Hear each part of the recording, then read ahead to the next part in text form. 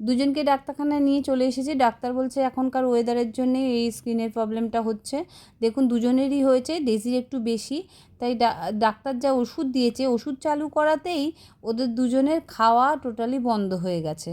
আর আমার হচ্ছে জ্বালা, এই যে দুজনের সেম ওষুধ চলছে। একজনও ভাত খাওনি, যাও আজকে কেউ বাইরে যাবে না, চলে যাও। সারা ঘর ময় ভাত সব ফেলা, হ্যাঁ সবার মাংস ভাত সব নষ্ট। আয় আয় আয়।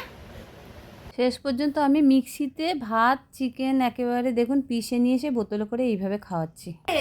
দুটো বল এনেছি, একটা ডনের জন্য আর একটা ড্রেসের জন্য। বলছে দাও দাও দাও দাও দাও দাও দাও দাও। রে বাবা কি সুন্দর। দুজনের খালি পেট, আর এইভাবে না খাওয়ালে আমি ওষুধ খাওয়াবো কিভাবে, তাই এইভাবেই খাওয়াচ্ছি। ভালো ভাই একদম। দেখ কি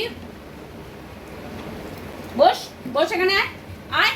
আমি এত যুদ্ধ করতে পারবো না, সারাদিন আমার চলছে। বসো এখানে, খেয়ে নাও হা করে। গুড গার্ল একদম, তুমি বলেছেন তুমি ডেজি গুড গার্ল। এ ফেলে দিচ্ছে ডেজি।